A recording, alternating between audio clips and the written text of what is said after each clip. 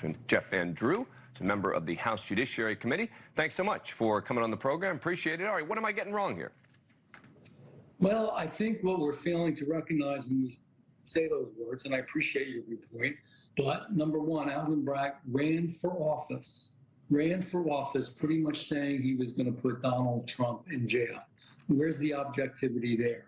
So I say with this whole case, and a lot what's going on in the Department of Justice, whether it was Russian collusion way back, whether it was the FBI and all that they've done, and they've all come before our Judiciary Committee, follow the money, follow the politics, and the lesson that's being taught. So if you follow the money and you look at the actual donations that Alvin Bragg received when he ran for prosecutor in the city of New York, came from very left-wing organizations, came from people that very much wanted to go after Donald Trump, very obvious. And then if you follow the politics, he ran on that, as I've said previously. Yeah. And who runs as prosecutor and says that they're going to go after somebody? He was declaring them basically guilty before they even came to court.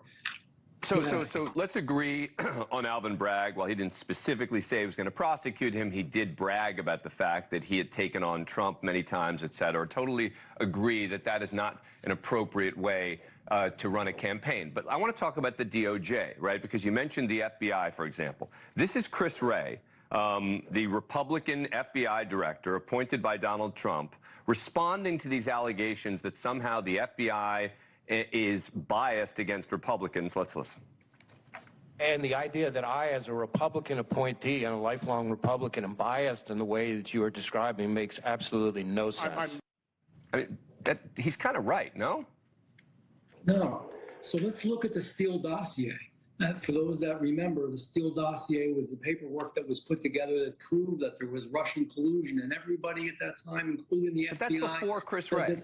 That there was. No, this was all part of the Department of Justice. And it was actually Democratic operatives working with the Department of Justice and the FBI. And the person who exposed all of this came forward when we had an independent counsel look at it all and actually showed that, no, this didn't happen. There was no Russian collusion with President Trump. They used a person by the name of Igor Danchenko, who was a fake and a bad international agent to get their information, and it actually had to be all. But again, let's agree that there were mistakes.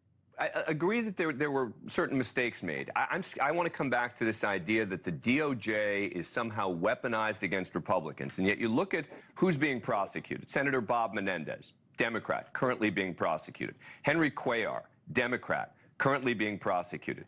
Cori Bush is under investigation. Mayor Eric Adams is under investigation. Marilyn Mosby was just prosecuted, the top Baltimore attorney. By the way, she claims it was politicized against her from the other side. Former Representative T.J. Cox, a Democrat from California, also being prosecuted. He says it was political, again, from the other side. Former Karen Carter-Peterson, the former head of the Louisiana Democratic Party. Andrew Gillum, who ran against Ron DeSantis in Florida. These are all people this DOJ has gone after. Way more Republicans, way more Democrats that this DOJ has gone after than Republicans. So how can you say it's politicized and it's weaponized?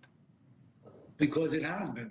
It doesn't matter. Look at the cases. The cases that you brought forward that are the Democratic cases are so obvious. And let's talk about Hunter Biden. So you can say, well, gee, the DOJ went after Hunter Biden. No, they actually put together a special sweetheart plea deal and had to go before a judge in Delaware. And the judge looked at the Department of Justice and said, are you kidding me? It was David Weiss who was the special counsel on that one. We can't do this. She had never seen anything like it before. The DOJ had made an arrangement, an agreement where not only would he be exonerated for the current crimes that he committed, which he's obviously guilty, but for anything else they would find in the future. Yeah. Then the world was watching, so they had to stop what they were doing there. They had to go forward, and they had to prosecute. But they chose not to. The they, again, is David Weiss, a Republican appointed by Donald Trump. This notion that the Chris Wrays and the David Weisses are all out to get Republicans just doesn't make any sense. Look, there are good and bad Republicans, and there are good and bad Democrats, I imagine, as well. But you're saying that they're corrupted against their own side.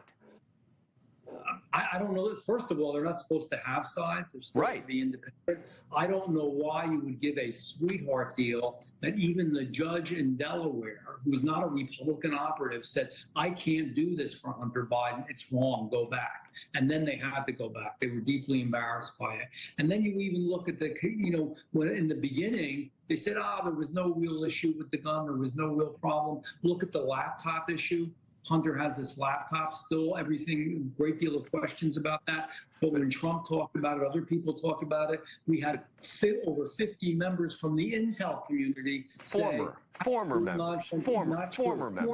Right. Yeah. But they're people of note, distinguished former members. Yeah, look, and they were wrong. Look, they were wrong. What does that have to do with the DOJ being politicized? 50 former members of Intel committee to all be wrong at the same time in the same place. Come on, that doesn't make sense. Of course it does. Look, the reason people were suspicious of the laptop is because it was released at the beginning by Rudy Giuliani, who wouldn't actually disclose anything about it. He wouldn't hand over any of the files. It was all sort of this notion of this laptop out there. And by the way, I was one of the people saying that I thought it ought to be taken seriously, even early on. But I will tell you, there was a lot of reasons to have questions about it because of the way that Rudy Giuliani put it out there.